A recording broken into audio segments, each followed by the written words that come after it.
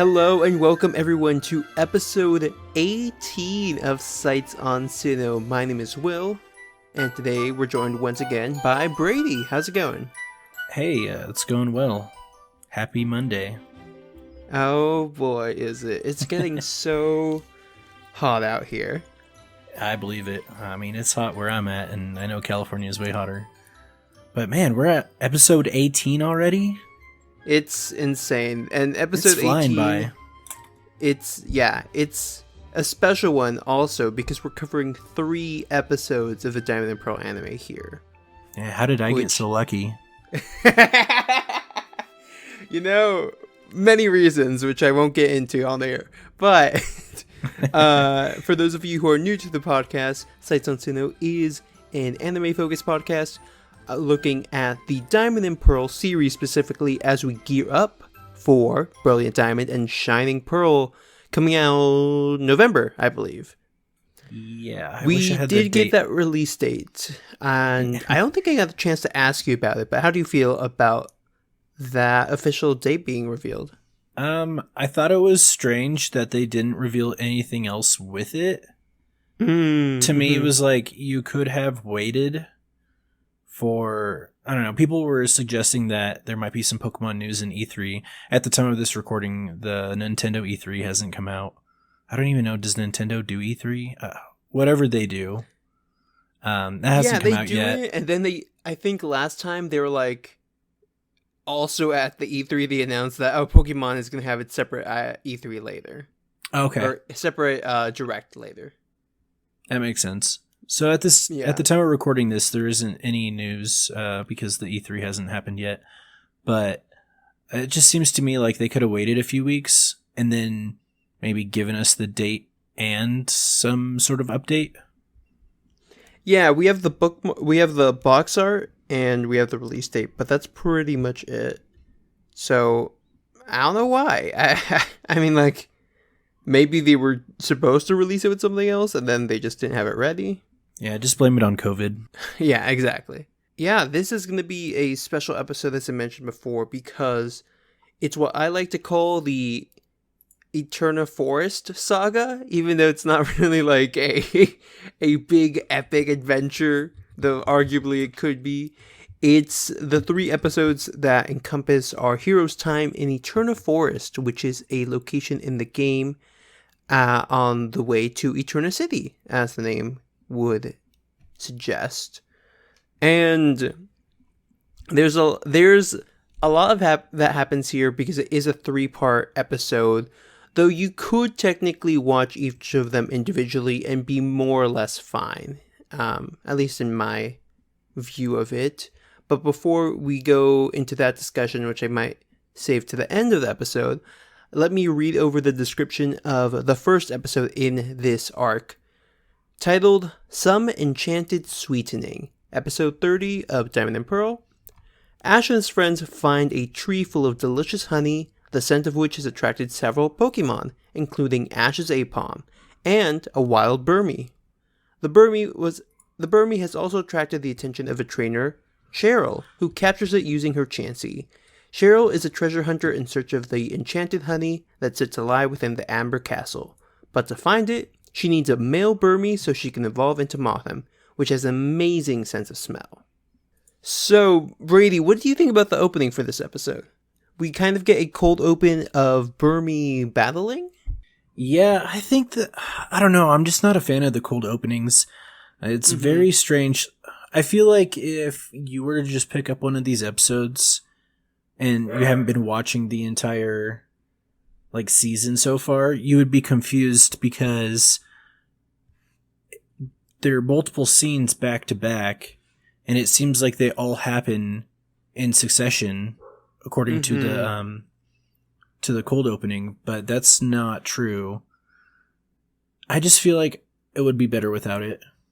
Yeah, it's like a lot happening and it just doesn't need it. Like the way it's edited together doesn't help for sure because there's like 2 or 3 moments that are spliced together from different parts of the episode. But it does lead us into already a like weird like second cold open, I want to say, because Ash and his friends are chasing Apom, who's just running full speed ahead through the trees to get to a honey tree. And we get no context, like in a previous episode or right before this, as to why Apom was just like out of its Pokeball and how it like started to smell the honey. So it's just a full chase to follow Apom to this honey tree, where a bunch of other Pokemon are trying to eat some honey. Do you know anything about honey trees specifically? No, I can't remember if in the more recent games honey has been a big deal. I know like you use the honey for Gmax Urshifu. Trying to think of anything else. Maybe it's just a healing item or something. But actually I think it just attracts Pokemon, correct?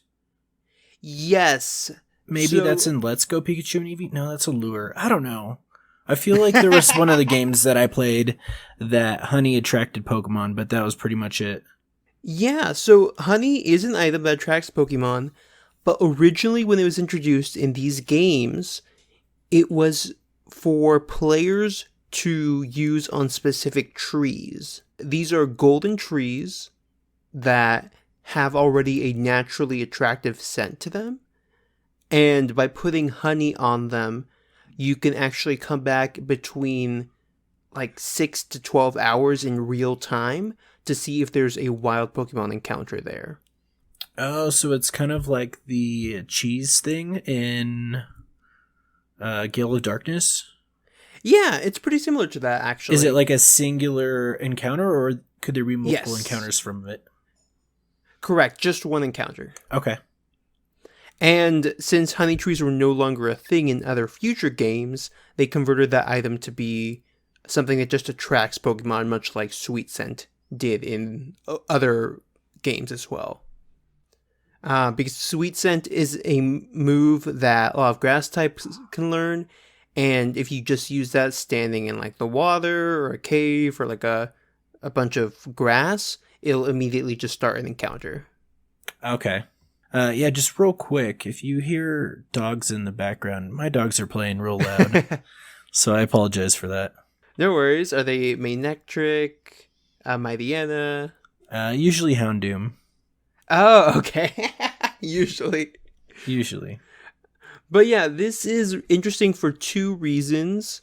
Is that we see a bunch of Pokemon at this tree, and it also attracts Apom and Burmy shortly.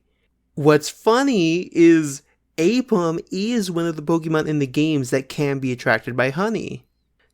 And Burmy as well, so it seems like it was a distinct decision for them to pick Apom as the Pokemon that gets attracted to this tree. Oh, that's a nice little crossover.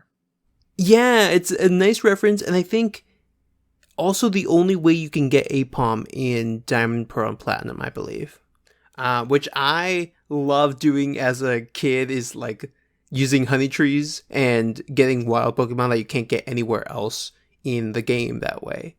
But it does lead to Burmy coming up to the tree and being too weak to actually get to the honey directly, so it kind of extends its like head thing to get up on the tree and pull itself up from the branches. And then we see a character called Cheryl appear out of the side and hit Burmy with an attract. It's pretty rare that you see a Chansey fighting in this anime, at least from what I've seen of the anime.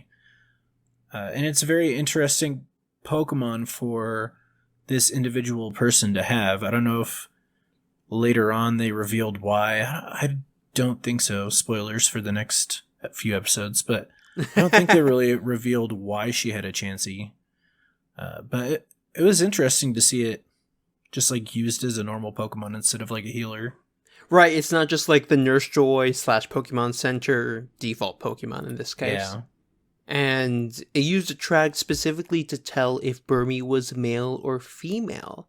Now, before this episode, did you know about the differences between the two genders of Burmy and what they caused?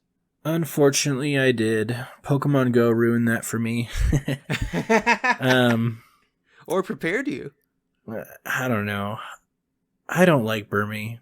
I think I'm just like not big on a lot of bug Pokemon. There are some bug Pokemon that I do like, but Burmy in particular, I just feel like is so bad. I just do not like it. I love Burmy You do? because it's... Oh, probably because it has like the different forms. Yes, Okay. I'm a sucker for branching evolutions. So Burmy is a instant one in my book. And I always go for the male one, as you can probably tell it's the most useful in the playthrough from the three, as a offensive Pokemon versus all the other evolutions being more defensive. Yeah, so those seem more like cocoons, whereas this one seemed more like a moth. Is that kind of the intention of the design? I'm not sure if this is more a biological thing, but the way Burmy works is that if it's a male, it evolves into Mothim, which is more of a moth, and then if it is female, it evolves into Wormadam, which are just bigger bagworm Pokemon. And each of them gets a unique typing depending on where you evolve it, because that's the kind of material that it'll be using in its evolution. Because Burmy change coats depending on location. So if you're in the forest, it uses leaves. If you're in the city, it uses like trash. And then if it's like in the desert or a mountain, it uses sand, rocks, stuff like that. And if it's female and evolves in one of those locations, it actually gains a new typing, either being grass, steel, or ground type. Yeah, I'm seeing that now on Bulbapedia. Yeah, that's interesting.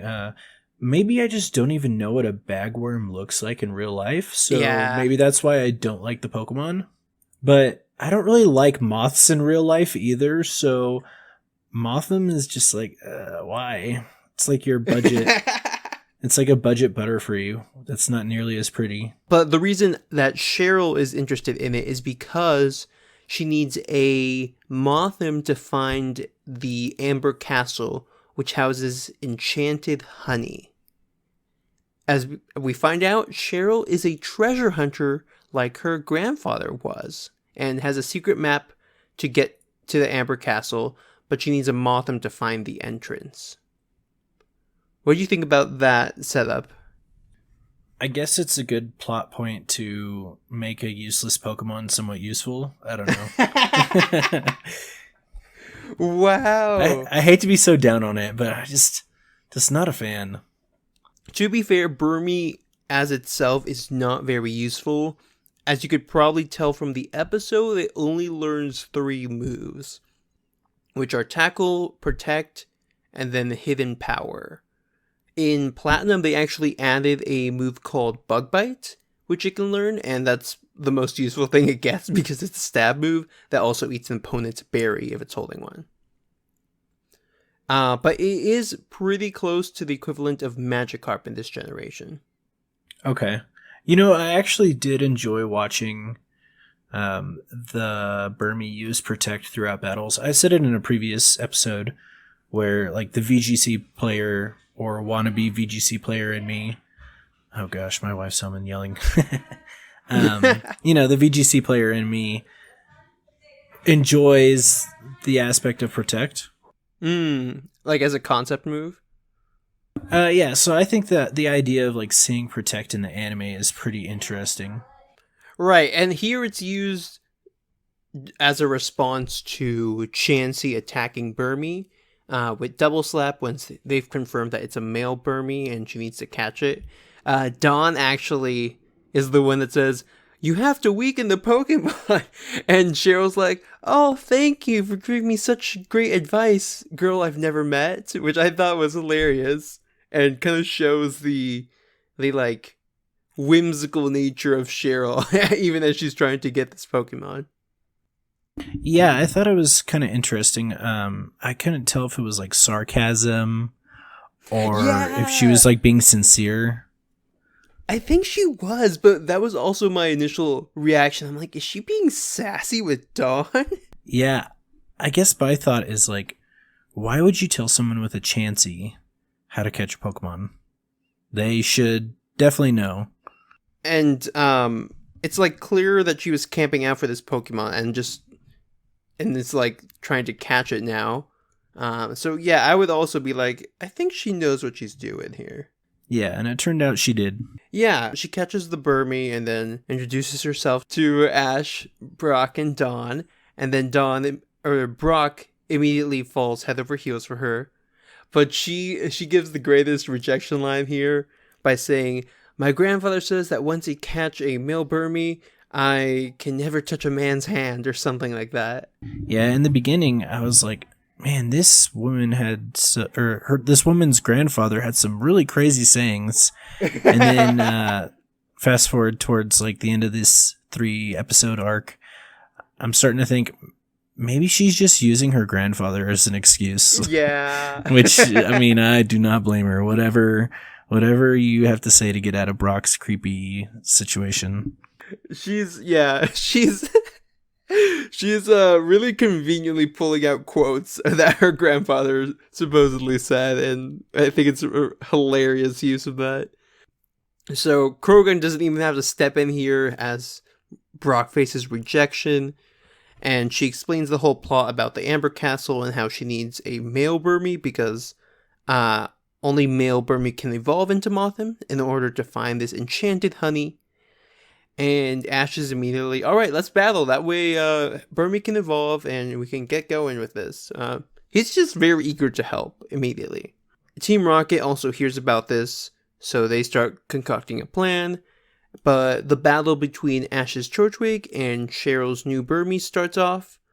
And Burmy's really weak. Like, to be realistic with the games, this is probably an outcome you would see of Burmy just immediately getting demolished by Turtwig. After a certain point, it gets knocked out by accident, and Ash is like, oh, maybe I should switch to Pikachu, because Burmy's not having a good time here. Turtwig's a little too strong. And Pikachu pulls a nice little act, I guess, and pretends to get knocked out by Burmy after a tackle. And it looks like it's going well. It's Burmy's way of leveling up and getting closer to evolve. What are your thoughts on this approach to getting Burmy to become a Mothim? Yeah, I thought it was interesting to see someone like throwing a battle to try to get their friend or opponent or whoever experience, but I guess it kind of makes sense, but I don't know if like faking a knockout would count versus like actually just letting the Burmy beat up the Pikachu for like 20 minutes. Maybe that would actually count. But I really did enjoy watching the Burmy versus Turtwig, because Brock was talking about how like, oh, well, in theory, the bug type Pokemon should have the advantage. But I guess it didn't get the platinum ability or moveset of Bug Bite. Mm-hmm. Yeah, same. I was also like, would that still work? Because technically it's not a real knockout. So unless you're like, maybe if you're boosting Burmy self-confidence, that'll work. But I don't know if that's actually going to work with the leveling that you're trying to portray here with the games. But soon enough, they're interrupted by Team Rocket, who snatches up Burmy into their balloon and gets away using haze. So now it becomes a search for Burmy in Eterna Forest. And I think Ash sends out Starivia to help with this. And we cut to Team Rocket trying to convince Burmy to evolve and to figure out how to train it. And Burmy's immediately like, I'm hungry, actually. I can't battle anymore, as Meowth translates. So they give him all their food begrudgingly. And immediately they're like frustrated that he's eating all the food that they have. But Meowth reminds them, no, we need to stay calm. We need to have some patience and strength here, because otherwise Burmy won't evolve and we won't get the enchanted honey. Yeah, for once, I feel like Meowth was the voice of reason that actually made sense. Because I feel like a lot of times they try to use Meowth as like, oh, he's going to say something smart, but then it just kind of like falls through. Mm-hmm. But this time it actually worked out. Yeah, I like that for sure. Meowth is like the sage one in this situation, keeping it together. And later on, as they start training, he becomes like the pep coach for Burmy and rest of Team Rocket is impressed until Meowth accidentally hits it too hard with Fury Swipes and knocks it out, which is just sets them back even further because Burmy's not getting closer to evolution. And then Ash and his friends finally find them, and it just results in the big battle between them, where Cheryl and Brock actually try to go around the battle and get to Burmy. But that's where they find Meowth, and he immediately is like, if you step any closer, you're gonna get Fury Swiped. As Burmy is being shielded by Meowth, Burmy actually interferes in the battle going on and pulls out Wobbuffet using the extension on its head, the like bagworm part of it.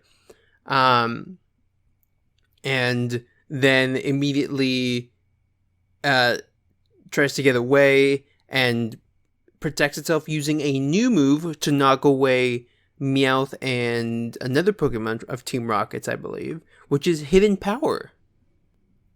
What did you think about this last minute new move that Burmy picks up? I guess I just don't know like a whole lot about Hidden Power.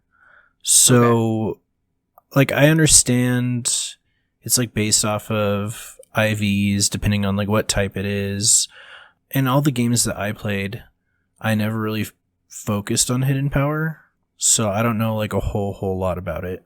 But it is interesting to see that like it learned a new move, used Hidden Power. I guess I didn't even realize that's what it was. Did they say that and I just missed it? I think they said that after the fact, yeah. And the reason it's important is because Burmy... Let me double check this. Yes, so Burmy learns Hidden Power at level 20. And he also evolves at level 20. Okay, that puts a lot more context into the situation. Yeah, that's what I was hoping to get your thoughts there, because if you don't play the games, you're like, why are these connected? But that would be the link that you have to know is the time you see Burmy evolve is around the same time that he would learn this move, if you're looking at the anime. And it does. It results in Burmy evolving into the Mothim that Cheryl wants. And with Mothim's new power, I think it also learns Psybeam, so they're able to blast off Team Rocket and head off to chase Mothim as they look for this honey. And it looks like it's actually smelling something out there, and it goes off to look for it. And that's pretty much where this episode ends, on this like kind of cliffhanger moment / hint at what the next episode is going to be about. But I thought it was pretty solid. It showed us a lot of new Pokemon and gave us some interesting portrayal of the mechanics from the game. I was surprised at how much I liked this compared to what I remembered about it. Yeah, I think maybe just because I'm not a big Burmy fan, that I just didn't think it was super great. I thought what we got from it was more of like Ash's character and personality of like how he's always willing to help somebody out, even if they just met the person. Is always like excited to see like a new Pokemon or new evolution or something like that. And so maybe some of it's more like he wants to see what this Pokemon evolves into, and also some of it is like he wants to help out. But I think there's like a mix of both. Yeah, I think another part of it that supported it for me was Cheryl, because she was just fun to watch, like because of her innocence just added a funny layer to what was going on. When Team Rocket first steals Burmy, they're like, we're going to evolve Burmy, and she's like, oh, thank you, because she doesn't understand, like, no, they're going to evolve it for their purposes, and they aren't going to give it back to you. And all our other heroes are like, no, stop, no, they're bad. Cheryl, we gotta get Burmy back. I mean, didn't it come in with like a big old hand to come steal the Burmy? And even after they give their motto and explain why they're stealing Burmy, she doesn't get that they're stealing it. She's just like, oh, you're evolving it as a favor to me for some reason. Yeah, I think I like her character maybe later on better than that. Oh, okay. I do see what you're saying, like about her innocence and everything, though. So I can appreciate that, but I think it goes a little like beyond innocence into like naive. Mm-hmm. Yeah, that's a better word for it, for sure. And I was actually interested if you remembered a very similar episode to this called The Problem with Paris. Yeah. Okay. I do. When Charmeleon beat the crap out of that Paris, yeah. What do you remember about the plot of that episode? Because even Bulbapedia actually pulls it up as a previous episode that it has a lot in common with. I was such a kid that I don't really remember a whole lot. I just remember she wanted her Paris to evolve probably just because Paris sucks. I mean, Parasect isn't much better. Again, bug Pokemon. I think they're considered bug Pokemon, but just not a fan of them. So yeah, that was basically it. To me, it was just like, yeah, she just wanted her Paris to evolve, and Charmeleon just would beat the crap out of it. Exactly, yeah. Paris is portrayed as being very weak in that episode. It, like, gets knocked out by a spark of Pikachu's Thundershock. It's a lot less plot-driven, because it's just for the sake of getting Paris to be stronger, really. But here it's very much, oh, I want this as part of my bigger goal, which is finding the enchanted honey that Cheryl's looking for. So, just bring that up in brief because that was an episode 44 of the anime, and probably like 10 years before this one aired, more or less. So, just an interesting comparison between the two.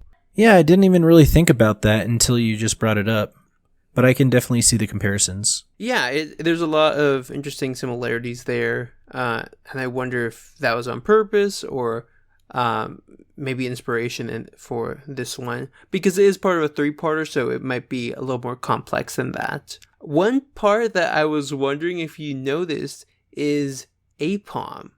What about Apom? I just remembered in the beginning. Right, they bring Apom over or Apom brings them over to the honey tree. I don't remember Ash ever calling Apom back to its Pokeball. Yeah, it's true. I just remember it going to town on that honey. Yeah, I'm like, wait, did they leave it? Is there like some moment that we don't see where he calls it back? But I was like, what happened to Apom? They were chasing it, and then they're like distracted by Cheryl and Burmy and this whole Mothim quest that I'm like, maybe they just forgot it, but no one mentions it later on. So I thought that was just an interesting detail there. But I was wondering, as someone who hasn't played the games, what your thoughts on Cheryl were. And we definitely are going to go more into this later, but just in general, was this a character that surprised you in making an appearance in this 3-parter? Was it a character that... Mm-hmm. I had no idea it would be a character maybe in the main series games where... To me, it was just like, an anime fill character to maybe move the plot along. I guess that was my interpretation. I don't dislike the character, but I don't think it's maybe the best constructed. She's an interesting character here because, so what happens is when you get to Eterna Forest in the games, you have to actually go with this character and do tag battles as you get to the other side. And that includes wild Pokemon and trainers that you meet along the way. The benefit of this is that Cheryl will actually heal your Pokemon as you go through the whole thing. But the downside is you actually have to knock out one of the 2 wild Pokemon if you want to catch one of them. Okay, that's interesting. Yeah, I don't have that perspective. Yeah, it's an interesting way of incorporating her into the anime, but it's nice to kind of make that connection if the character goes through this whole forest with this character until later on they can come back on their own, and the characters in the show also go pretty much all their time in the Eterna Forest with this character as well.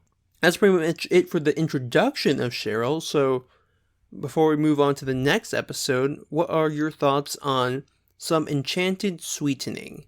And what rating would you give it? Yeah, I don't have like a whole lot of thoughts about this one. It seemed like when you watch the 3 episodes together, this one just kind of gets lost in the background. and it's just like, oh, she catches a Burmy, she evolves the Burmy, and that was pretty much, and it was to introduce Cheryl and I guess give that plot point of, hey, we can go deeper into this forest. Yeah, I found it pretty charming in general, and it flew by to me, but overall for plot, you're totally right. That's all that happens here. But because I know the games, I think I saw all these details, it was a little different for me, and I'm rating it higher than I thought I would. So I'm giving it a 7.5 out of 10, just because it has all these little things in it, and makes Cheryl a stronger character than I was actually expecting. Okay, yeah, I guess our perspectives totally change that, because I would say it's more like a 5 out of 10. Nothing too special. Yeah, and that totally makes sense, given all what you don't know about the game. And maybe even now you're like, it's if you watch this first and then play the game, you'll be like, sure. But I guess just for me and how I approach the order of these, I grew a lot of appreciation for it that I don't think I would have. But that brings us on to the next episode, continuing this arc. Episode 31, titled The Grass Type is Always Greener, which starts off deep in the Eterna Forest. Ash and his friends have joined Cheryl, the treasure hunter, on their quest to find enchanted honey.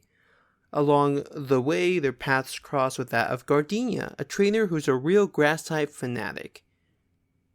And this is pretty much picking up the next day, where they follow Mothram, but he actually goes to that honey tree that we saw in the beginning of the episode, and they decide to take a break for the night and continue looking for the honey the next day.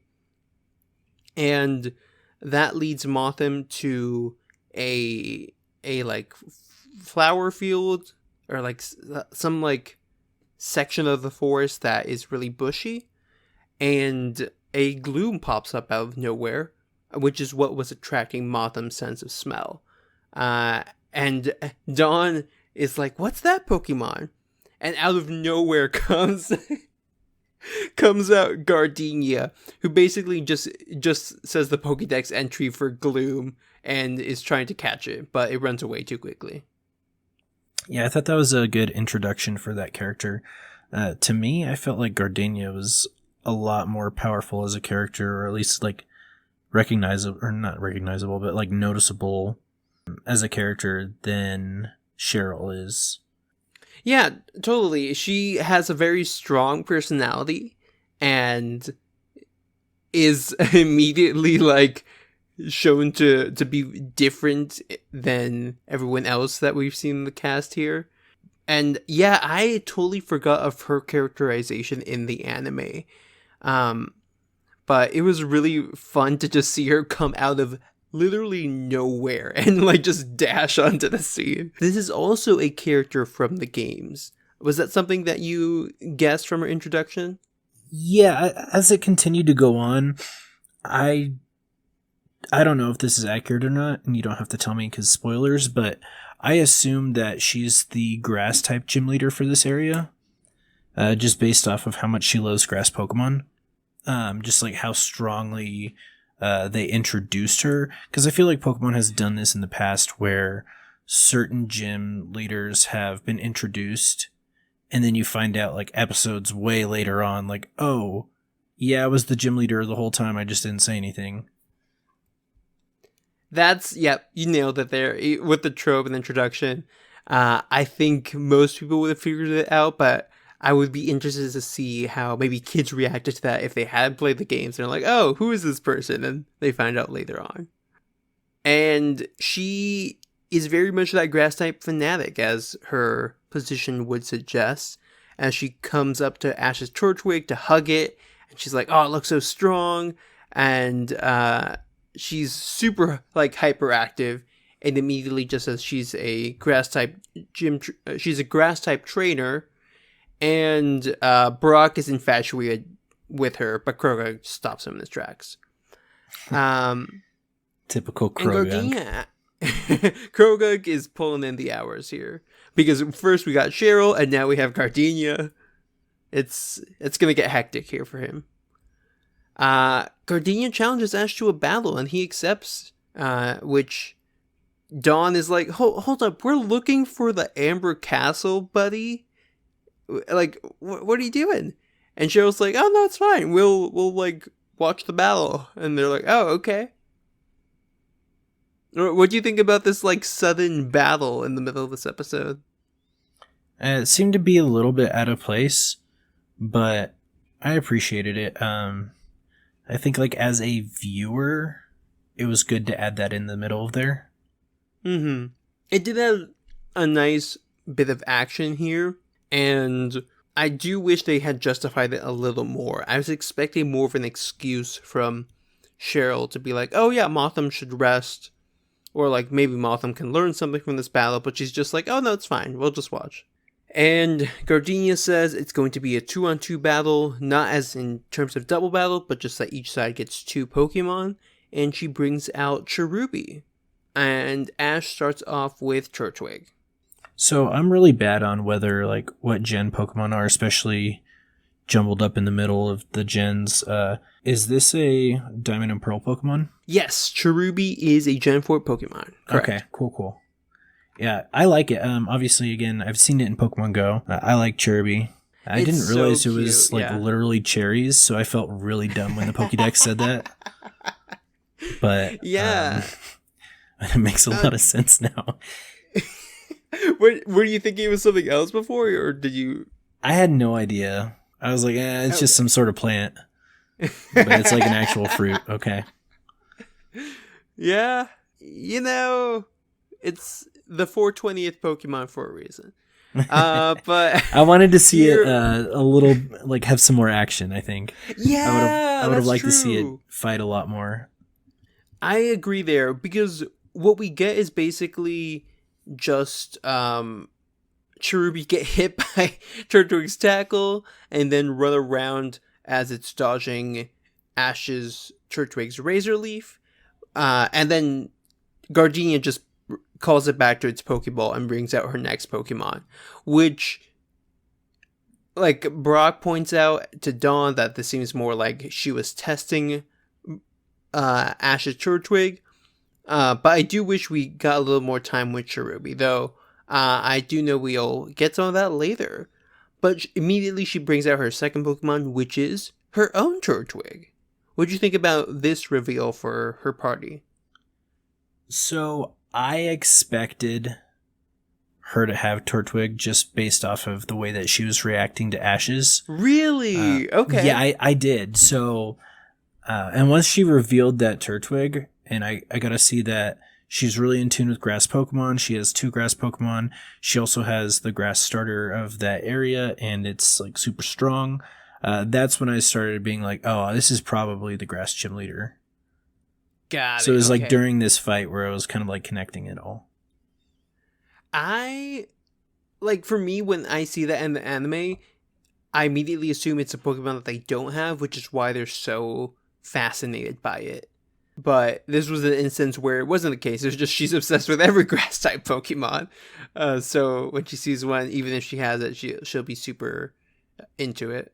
And here we see that her Turtwig isn't quite the same as Ash's, in the fact that it's even faster than Turtwig's. It keeps dodging its attacks, and eventually immobilizes it using Leech Seed, which isn't something that should work, because it doesn't work on other grass types in the game. But here, it does manage to knock out Turtwig. I'm trying to see if, like, Turtwig is supposed to be a pretty fast Pokemon.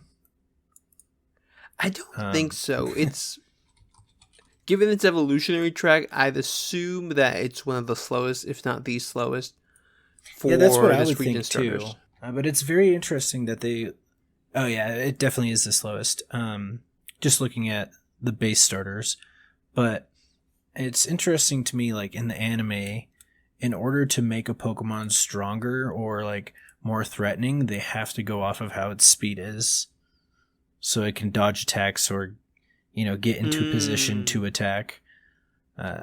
So while I was watching the episode, I was thinking about, like, what would its base speed be, but I wasn't sure. Hey, and it could just be maybe it has like a high IV speed stat and maybe a good nature to go with it.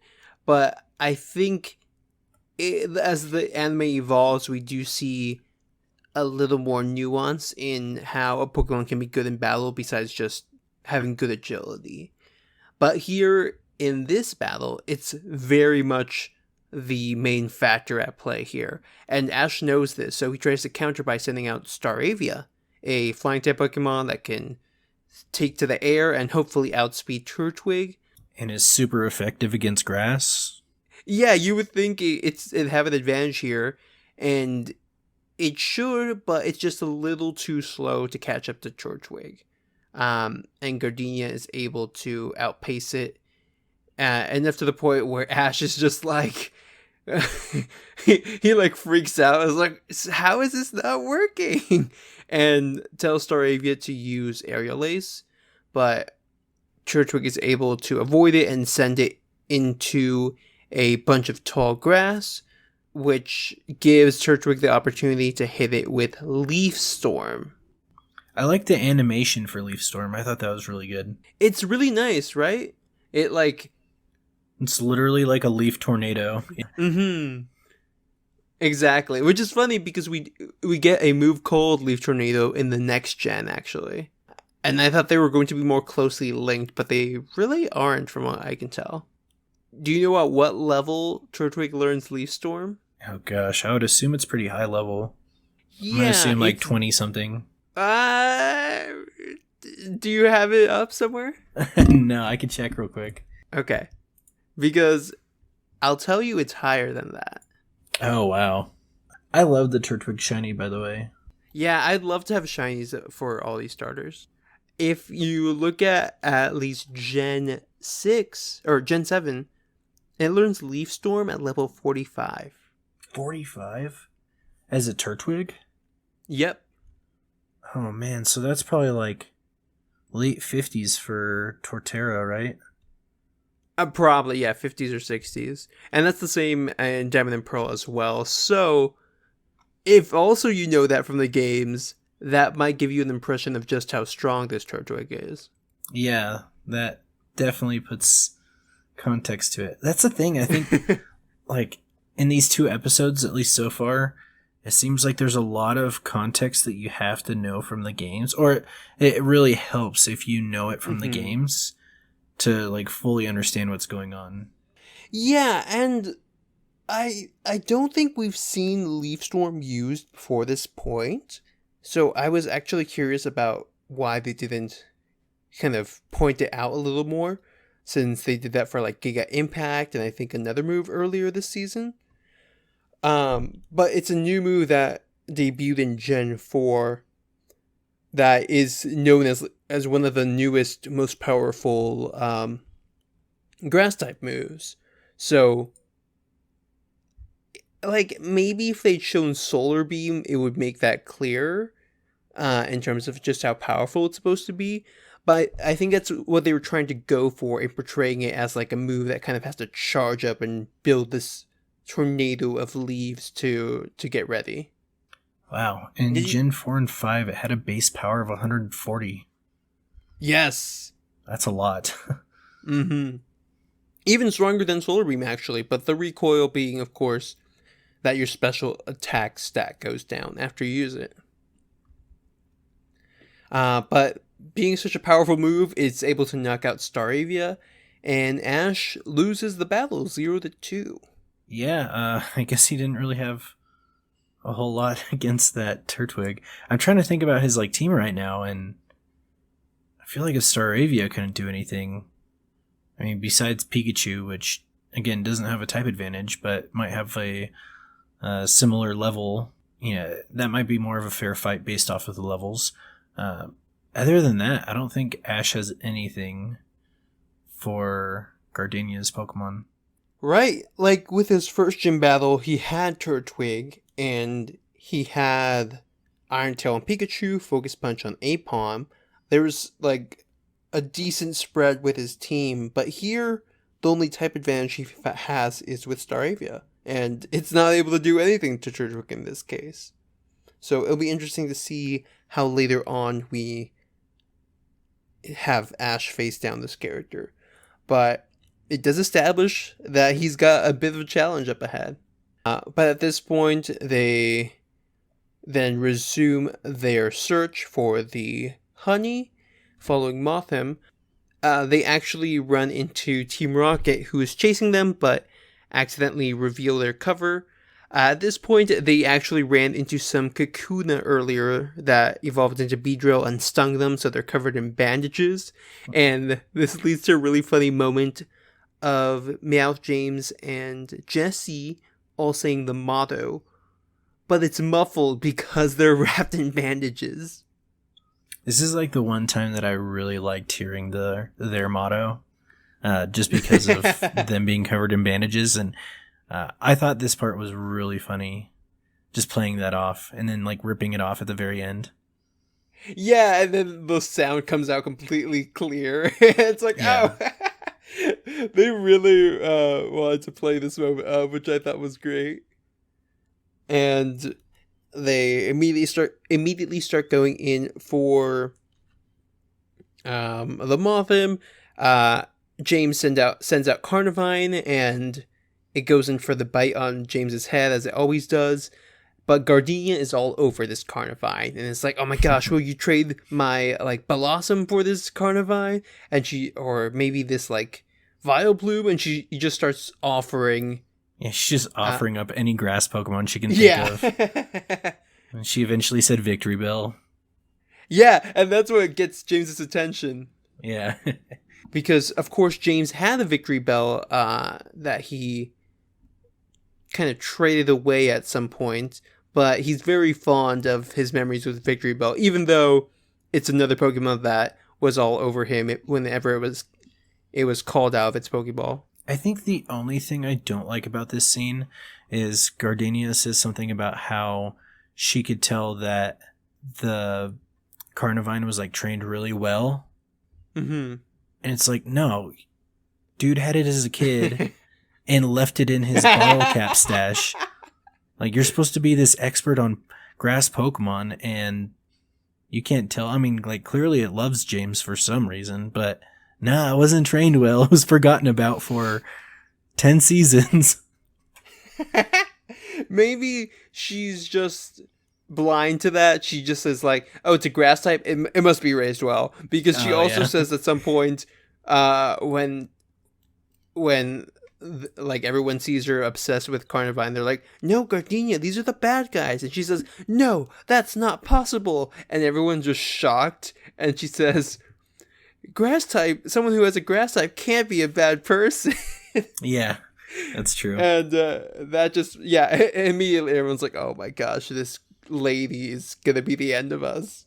Then James keeps trying to get out of the situation, sends out Cacnea, which she also falls in love with, and actually says, hey, Cacnea, can you give like me a back scratch using Pin Missile? And Cacnea's like, oh sure, and it just does. Yeah, I liked her interaction with Team Rocket's Pokemon. I thought it worked out really well. Yeah, it's very subversive to what you expect like one of the main characters to do. And James is just like upset by all of this, and eventually just says, okay, Jesse, I'm tagging out, it's your turn. And just like finally she sends out the Viper to use Poison Tail, and Gardenia's tone changes immediately. Her eyes like open up from being hearts, and she's like, well, I prefer battling grass types, but whatever. Turtwig, use Bite. And it's like, whoa. That went from like 0 to 100 real quick. Well, I think this trigger went off in the back of her mind. It's like, oh, you're going to use a poison Pokemon against me? My grass Pokemon are weak to that. Oh, okay, we're going to get real then. So you think it was kind of an instinct to that knowledge that poison types are good against her and grass types. Interesting. That's okay. kind of what I took it as, at least. It wasn't so much that she wasn't using a grass Pokemon, it was that she was using a Pokemon that was super effective against her. I kind of suspect she would have had the same reaction to any type, though. Like, if it were anything but grass, she would, like, immediately go on the offensive. But if it was a grass type, she would, again, like, be infatuated by it. But I like that interpretation that it's poison specifically that triggers this. I don't know. I just don't see her having the same reaction to a water Pokemon. She was probably just be like, oh, it's a water Pokemon. I could probably play around with it a little bit before I have to get serious. Mm-hmm. She just evaluates her opponents real quickly. But immediately Meowth comes out with the air balloon, and they're like, all right, let's get out of here. And Gardenia starts yelling, come on, like, please train with me. And James is like, no. And says, I can always count on these twerps to raise my blood pressure. So we get that fun moment there. I can't remember if they blast off Team Rocket or not. I think they blow up the balloon at the end. Yeah, I think that's it as well. Probably, yeah, but that's like the least important part of this whole sequence, because it's clearly about showing how Gardenia is obsessed with grass types. And I think they do it in a really fun way, which I totally forgot about since the last time I watched this anime. Yeah, so I feel like I'm on record for being kind of against Team Rocket and feeling like they're not useful a lot of times in episodes that they show up in. And I guess maybe they weren't so useful in this episode, but I felt like the interaction was really great, and so I did like seeing them. Yes, they had some great chemistry here, and a refreshing take on them kind of being attacked in a way that's indirect in terms of someone really liking their Pokemon, especially James. And it was kind of nice to see that reaction to it, and even a callback to James's old Pokemon Victory Bell.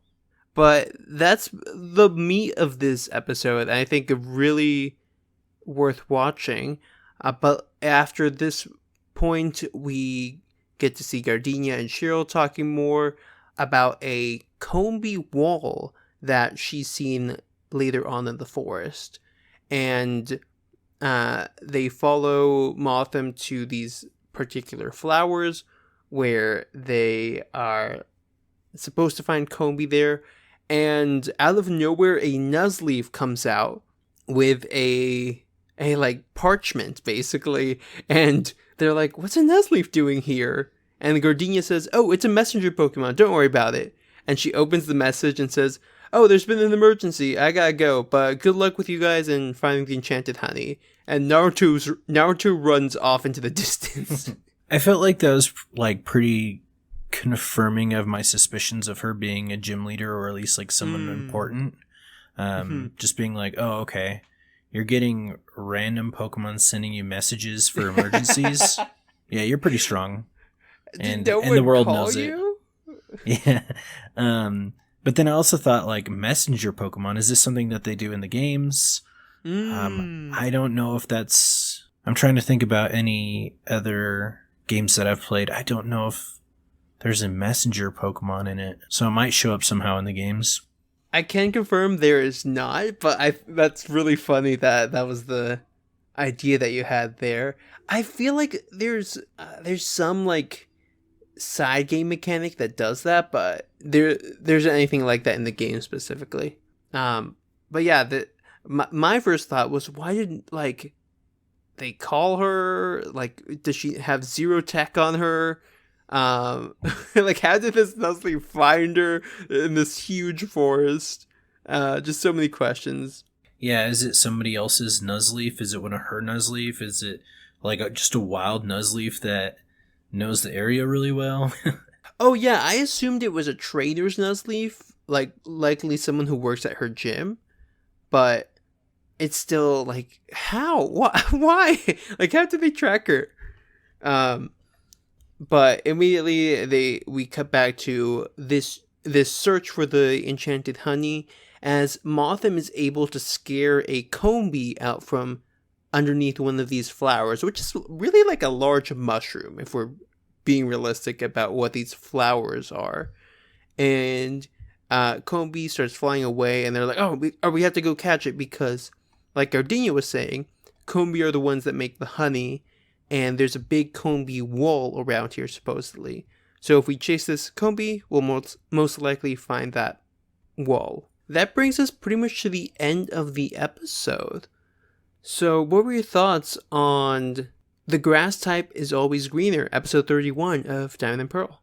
So, first thought is the name of this episode is much better than the name of the previous episode. I at least get the reference. I don't know if there was a reference in the previous episode, and maybe I just missed it, but this one's pretty clear, so I can appreciate that. Secondly, I feel like maybe I don't know, I think these two episodes maybe could have been combined into one, but then at the same time, we wouldn't have seen Gardenia's character as much. Mm-hmm. And I think, if she is a gym leader, like I was suspecting and everything, it might be a little more important to put more emphasis on her and give her her own episode. But that's really what it felt like, was like an introduction to Gardenia in the midst of this treasure hunt. But I thought it was pretty good. Overall, I'd say it was probably like a 6.5, 7, somewhere in there. Much better than the last one. Yeah, it's just a lot stronger. Gardenia helps a lot with that. And just overall really entertaining to watch, because you see someone kind of getting on the nerves of Team Rocket, which is always funny. And without being aware of it is kind of the best part of it.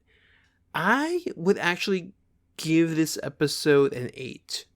I really enjoyed the portrayal of Gardenia. You get a good balance of plot and action. And I do like that it wasn't just that wasn't one episode combining the two, because since both Cheryl and Gardenia are characters in the games, it's nice that they both get their time to shine a little bit, even though Gardenia is a lot stronger in that sense. But yeah, it was just so nice to see this interpretation of both the characters in the show.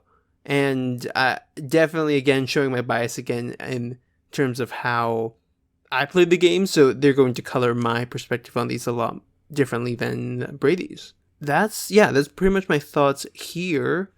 So are you ready to move on to the next one, or any other comments or questions maybe from this episode? I think the only thing that really stuck out to me at the end was her talking about a combi wall, and I had no idea what that would mean. And because you don't even know what a combi is, right? I mean, I do, but yeah, I guess like your viewer who's just watching this brand new has no idea. Once I saw the combi wall in the later episode, I was like, oh yeah, that makes a lot of sense. But I was just very confused on something like a combi wall. I was like, I don't know if it's literally made out of combis or if it's like a wall that's like shaped like combis and it's like stone. But that kind of got answered in the following episode. Yes, and that's where that pretty much starts off. Episode 32, An Angry Combination.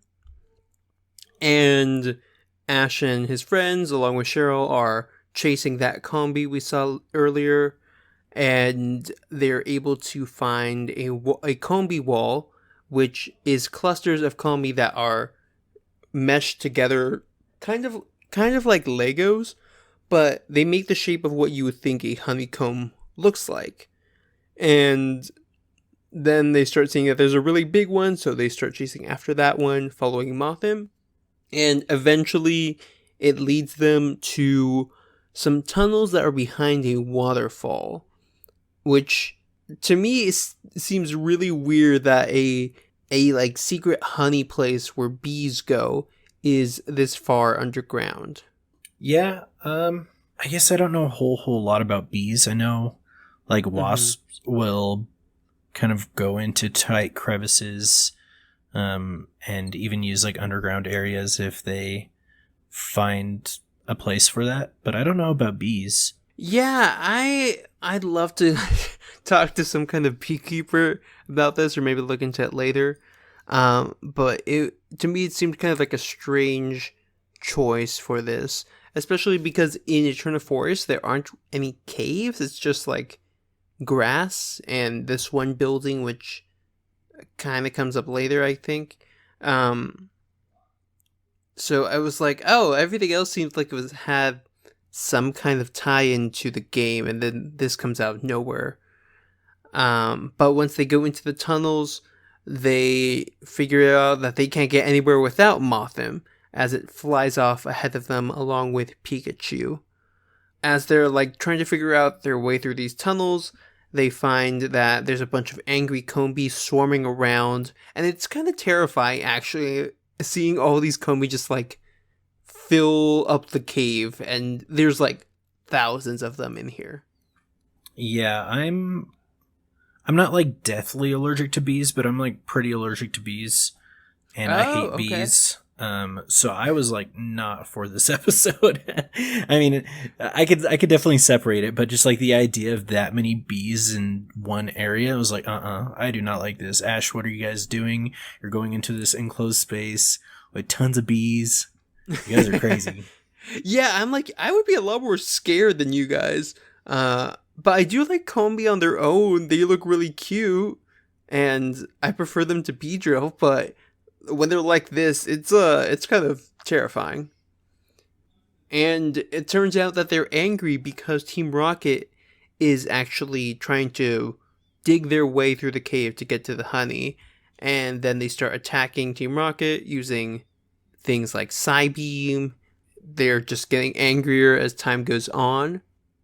They figure out that they need to find a way to calm everyone down and also take care of Team Rocket in one go.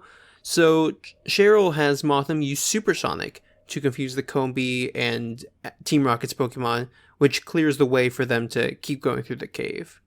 What do you think about this tactic on Cheryl's part? I don't know if like confusing a bunch of bees would be the best idea. I guess it's supposed to be like kind of like a sedative for them. Mm-hmm. But I don't know. I wasn't a big fan of that move, but I also can't really see a better way out.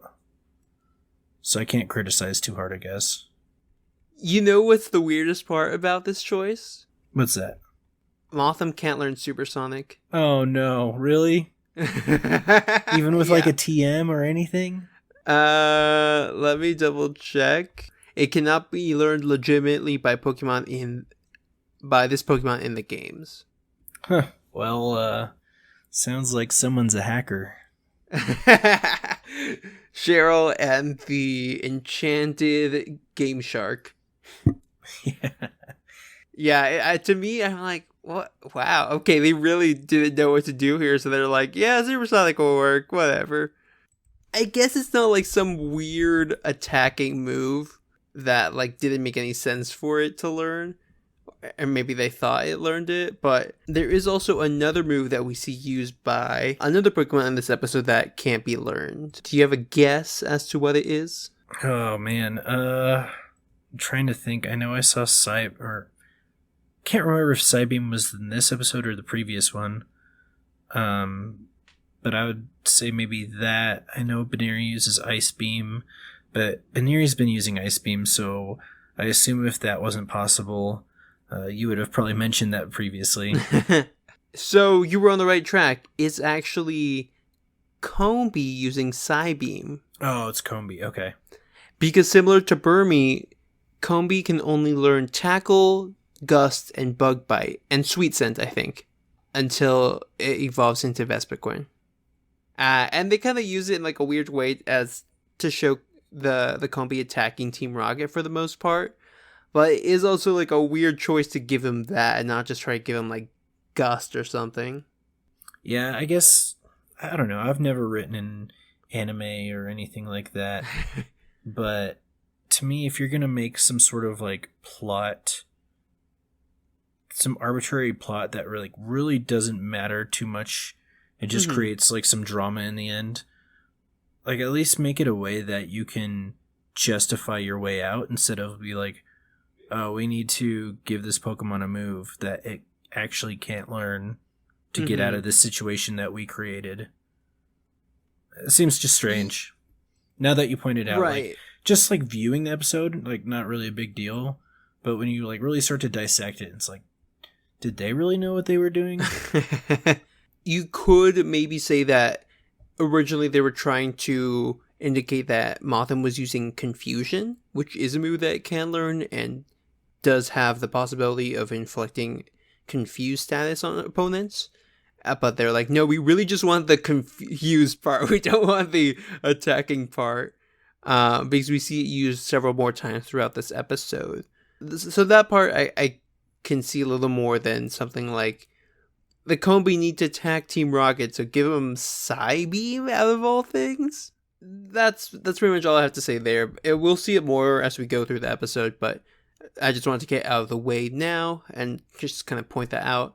So we get to another big Combi wall where Mothim uses Supersonic to get through and reveals this golden room with honey and pools of honey just like filling up different areas and dripping from the walls. And this is where the Vespiquen is seated at her throne. What do you think about this reveal of the Amber Castle? I guess it just wasn't what I expected from an Amber Castle, like the name of it. Looking back on it, yeah, it definitely makes sense, but it wasn't what I was expecting. But I also thought the way that they like lined up the scene for Vespiquen was really good. I thought it was very fitting for just the way that, like, from my understanding or from my memory, when you first see the Vespiquen, it was like a silhouette of it. And it's just like this one important Pokemon in this huge room of honey and a bunch of bees, which are, its prior evolution, at least if it's a female. I just thought it was really cool, like, the way that they did that. That's true, yeah. We get like a swarm of, like, Vespiquen, kind of like we've seen with Beedrill and stuff, but it was, like, one main queen. Yes, because I do know about this for bees. At least, this is what I learned, is that when a queen bee gives birth to queens, it could be one or two, and then it goes off to build its own, like another colony. Those two queens, when they're born, will actually fight to the death. Oh, that's savage. Yes, the one that survives takes over the hive. So, there could be a dead Vespiquen somewhere around here. Oh, man. Man, Pokemon just got real dark. But it is using all these Combi to collect its honey, obviously, and Cheryl just approaches it straight on and is immediately swarmed by Combi as it gets closer and closer to be able to talk to Vespiquen. And it asks for some of the honey and also for forgiveness because they didn't mean to harm anyone. They were just looking for treasure and don't want to do anything to harm the Amber Castle. What do you think about Cheryl's approach here? It's very different than the way that we would approach things in the real world. Like, it just goes back to how, at least in this season, maybe in previous seasons, but I don't know.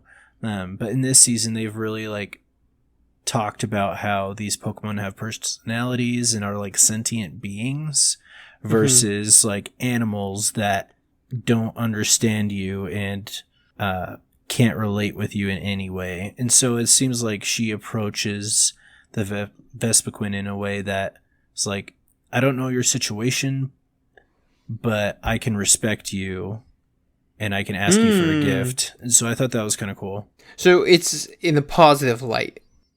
Yeah, definitely. Definitely. I thought it was, instead of like, oh, I need to take this from you. It was like, hey, I respect this is your domain and this is your castle. You've built all of this. I've been looking for this and it would be awesome if you give me some, just a little bit, but if not, it's cool. Yeah, it was very diplomatic of her and kind of nice that she wasn't being forceful for it because she also kind of saw, hey, we're not in the best place to be asking for this, since everyone seems to be mad at them because they don't know Team Rocket's doing all the commotion. But again, Team Rocket just comes in through a wall and Cheryl moves out of the way as they land and start attacking the Combi again.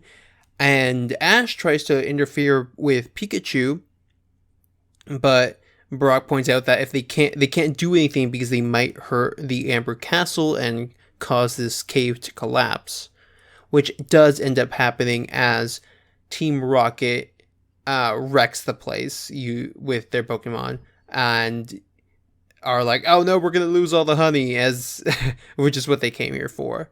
So Dawn brings out Baniri to try to seal the walls using Ice Beam, and then everyone else comes out to help them fill in the walls using rocks and boulders and stuff like that to keep it from falling apart once the ice starts melting.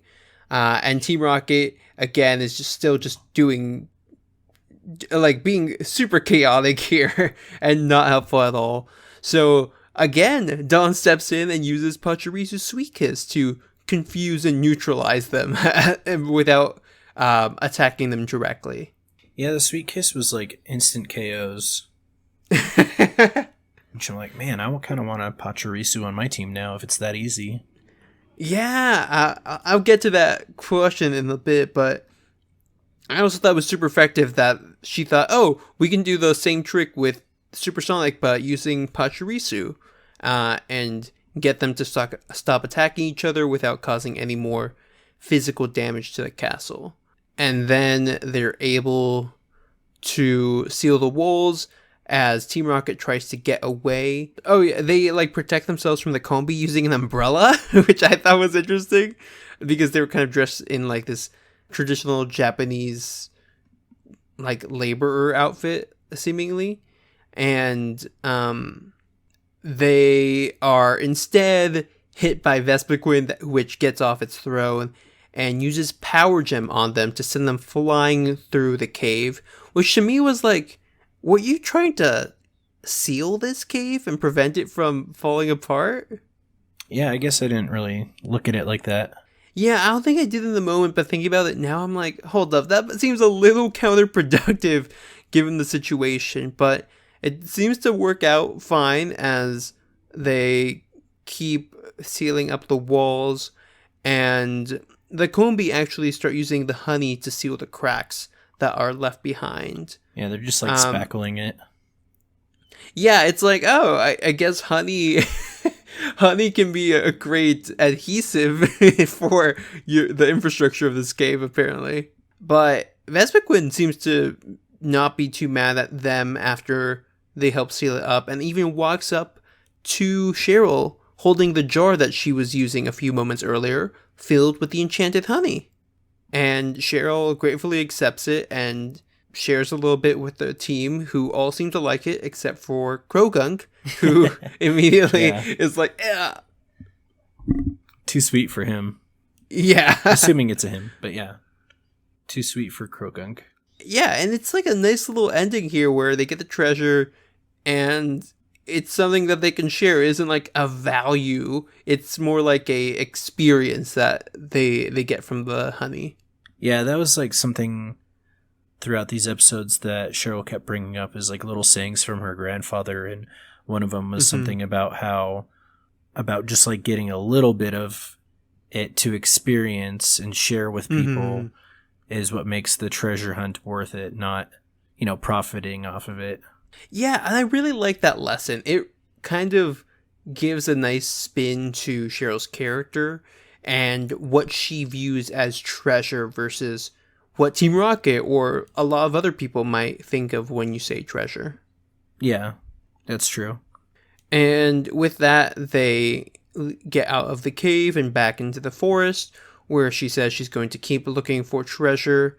And Brock starts flirting with her and says, I'll come along with you and I'll be a treasure hunter also. But she spots a Beedrill and says, seeing a Beedrill is a sign that she should travel alone. Yeah. Oh, I love Cheryl for this. And that's how she gets Brock off her back as she chases after this Beedrill and leaves Brock sad and depressed, and Ash and Dawn there to drag him along as they keep going forward. I thought that was good and bad. Like, maybe not bad, but more like sad. Because to me, it kind of reminded me of in like TV shows or even like female friends that I've had in real life, where if they want to go out to the bar with some friends of theirs, they always have like guys hitting on them. And what's the most common thing that they say is, sorry, I have a boyfriend. Even if they don't have a boyfriend, but they're not like going to a bar to go look at guys. Like they're there to just have fun with their friends. Just they can use that boyfriend as an excuse to maybe get the guys to leave them alone. And it just kind of seems like sad to me that Cheryl has to use that to get Brock to leave her alone. Which, I don't know. I kind of am anti-Brock. At least when it comes to that part of his character, I'm pretty anti-Brock. Yeah, it's satisfying to see her use that as a tactic, but it's also kind of unfortunate that she has to do that. Yeah, don't get me wrong. There is like some whimsical moments in it, and the way that she like says it so like cheery and like I said earlier, like I couldn't tell if she was being sarcastic when she said stuff like that, or if she was being sincere. It sounds like whenever she's saying it, she totally believes it and she's gonna run with it. Yeah, and she'll kind of just say things that are like weirdly specific as we go through the episode, and she quotes her grandfather. So it's hard to think of like, is she just really naive and like she just has all these things in her head, or is it more that no, she's just saying it for convenience of the moment and to like convince other people or have things go a little more her way. That is pretty much where the episode wraps up and marks the end of this Eterna Forest adventure for our heroes. So with that in mind, what would you rate episode 32, An Angry Combination? I'd probably say also like a 7. I felt like there was a little bit of them wandering around the cave and like going the wrong direction, and it just really didn't matter too much. Just kind of delaying the episode to get to the main point.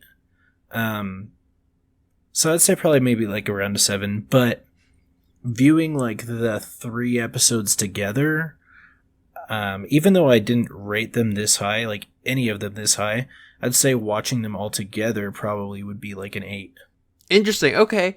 I'm going to have to agree with you there. I actually think this episode is the weakest overall, given some of the execution and a lot of like we're just lost for random reasons in the cave. And the distracting parts of the different moves that Pokemon were using that seemed kind of off to me. But I would still give it a 7 out of 10. Still like generally above average than most of the episodes. And yeah, it's very easy to think of all of these as one big episode, a 3-parter specifically. And I'd also give it an 8 out of 10 if we're talking about it in that sense. Yeah, it was just, as I was saying that, it just was weird to me that each episode, or like none of the episodes, I would have rated at an 8 or higher. But in the context of it all, it really like made it so much better. Yeah, they actually come together really nicely. So highly recommend watching this, actually. We get a lot of introductions, an interesting interpretation of Eterna Forest, Cheryl, Gardenia, and a lot of new Pokemon, actually, in a very subtle way. Unlike in other episodes where it feels like the Pokédex comes in like every few minutes, this one also did it, but it was less intrusive than other scenarios. And my question from that is, are there any new Pokemon here that you'd like to have on your team that were introduced? No, probably not, because I don't really like Burmy, or any of its evolutions. I mean, I think I'd catch it because it's cute, but I wouldn't use it. I might just have it follow me around or something, play with it, and camp type setting, or hopefully there's some sort of interactive way you can play with your Pokemon. Like, yeah, I'll enjoy it in that type of setting, but outside of that, like, nah, I'm not going to take it to gym battles. I'll have to look up at Shiny to see if it's good and see if that's something that I'll want to shiny hunt. I would hope that it's like a purple, but who knows? Yeah. So throughout these episodes, we got introduced to Burmy, Vespiquen. Oh, wait, let me go in order. Burmy, Wormadam, Mothim, Cherubi, Combee, and Vespiquen. I might be forgetting one or two more. But all of these Pokemon have one thing in common. Can you guess what that is? They're all weak. How all Pokemon dare you? I wouldn't put on my team. Oh my gosh. You're the worst. I love these Pokemon. You do? They are all Pokemon that come from honey trees. Oh, okay. Cool. Yeah. So if you're looking at honey trees, you have a chance of encountering Burmy, Cherubi, and Combee. And they'll evolve into their respective evolutions. Other ones are Apom, as I mentioned earlier. You can also get some other bug types like Wurmple, I believe. Don't remember any other ones, but the most notable is a Gen 4 pre-evolution, actually. Do you have any ideas of what that is? This is a Pokemon that evolves into a Pokemon that we've seen earlier in the Pokemon world from a past region. Oh man, that's tough. So it's like a baby Pokemon, correct? Yes, correct. Trying to think of baby Pokemon. It's a baby Pokemon that would be attracted to honey or any good treat. Munchlax. Yes, Oh, there that's you go. Cool. Okay, I'm excited for that then. You know what might get you a little less excited though? Oh no, what? Each time for each file, and it might be tied to your trainer ID, I can't remember exactly, 4 or 5 random trees of all the honey trees can spawn Munchlax. All the other ones cannot. So you have to find the specific trees for your save file? Mm-hmm. Oh man. And each one has like a less than 10% chance to spawn. So you don't know if you... Oh, nope. That's tough. So you just have to just try trees for a while. You be hitting a tree for 20 minutes and it's not the right one. And then you move to the right one and you hit it for 20 minutes and it doesn't show up. Then you move on to the next and have no idea. It's actually not like the headbutt mechanic. Okay. Oh yeah, that's right. You were saying that it's time-based. Exactly. You have to put honey in the tree and come back, I think, at least 6 hours later to check. You get one encounter, and that's it. If it's not it, you have to try again. Or you can pay 500 premium currency to speed up that process. To encounter the Pokemon sooner. I hope Game Freak doesn't... Oh wait, Game Freak's not doing it. I hope Ilka isn't listening to this so that they don't add that mechanic. We don't need that premium currency stuff in our games. The better mechanic would be like having different grades of honey and having like, the super rare honey gets the less the lower spawn rate Pokemon or something. And that will like help you draw out specific ones, because a lot of the time you might just get there and find like Wurmple or something. Yeah, that'd be an interesting like shiny hunting method. Yeah, I don't know how it would work, because I think it depends at what time you come as well, to see how much the tree is shaking. But I think that would be such a pain to do. I mean, that could just be like a part of your dailies, though. Potentially, just log in, check your trees. Can you put like honey on more than one tree? Yes, you can put it on as many trees as you want, but you have to buy the honey. You just have to buy it? Yeah. That's not too bad then. If you had to like gather it, then that would be a pain. Oh no, that'd be the worst. Yeah. But yeah, I really like honey trees. The Floroma Town is where you get introduced to them, and I would always try to go for a Mothim to add to my team because I think it was a cool, unique bug type. Apom because I would want Ambipom later on. And if I could get a female Combi, I would get that for Vespiquen. But usually I would end up just doing this later after I beat the game, since they aren't particularly strong Pokemon to use throughout. Yeah, they're just dex fillers. But they're cool! I mean, we can agree to disagree. Yeah, Munchlax I like. But we can agree to disagree on the rest. Well, we'll see. I would be... You know what I'm thinking is going to happen in Brilliant Diamond Shining Pearl? What's that? After you beat the game, you'll be able to get different Pokemon from Honey Trees that aren't usually there. Pokemon from other regions. Yeah, that would make sense. That'd be a good way to introduce them. Yeah, like, I'm hoping they do introduce Pokemon from other regions that you couldn't normally get there. And since they don't have the GBA mechanic, where if you're using a DS and have a copy of one of the Gen 3 games in your slot, you can actually get different Pokemon to spawn. That might just be how they do it. It's just making everything post-game. Yeah, and I don't mind that. I like that idea. Mm-hmm. Yeah, I do hope they do something else with it, because I thought that was a really neat way of actually using your old games to enhance your experience a bit with the new one. But we'll see how they end up interpreting that and the remakes. So that's pretty much it here. Any final thoughts on this arc for our heroes in the Eterna Forest? No, I guess Wurmple is way better of a bug Pokemon. Stop. Than Burmy, Get out. No. But the shiny is purple. It's so good. I wouldn't evolve my Wurmple though. I don't like the evolutions, but I'll just keep it as a Wurmple, and I think it's pretty cute. I only like the evolution. Yeah, I know. I know. Oh my god. Okay. Well, Brady, it was nice having you on this podcast for the last time.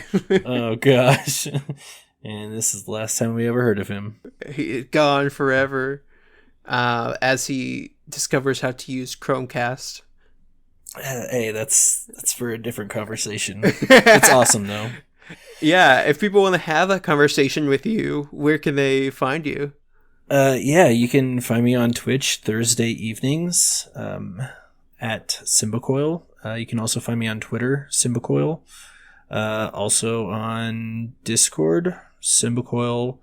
The number on that is 0513. So you could actually DM me, I guess. Oh, man. No, you're going to get just flooded. Open it up. Scared. And also on TikTok, right?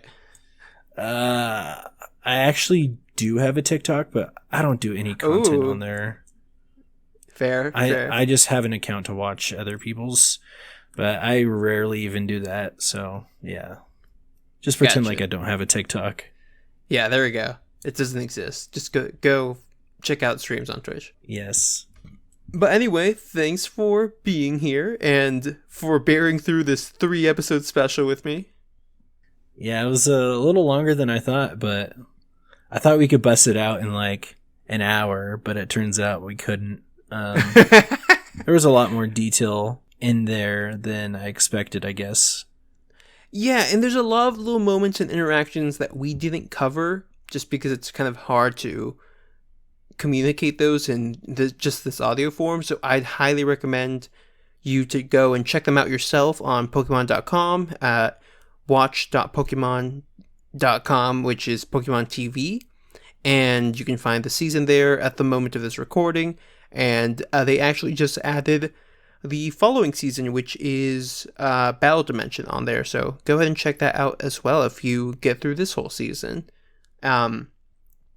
Overall, as you probably can guess, it would be really hard to divide this arc into separate episodes or one pair. So if you stuck through with us, thank you. This has been great. And hopefully you can tell us down below what your thoughts are on Honey Trees, other Pokemon that you like seeing in this episode, and what you expect from the remakes in terms of how they execute these mechanics again.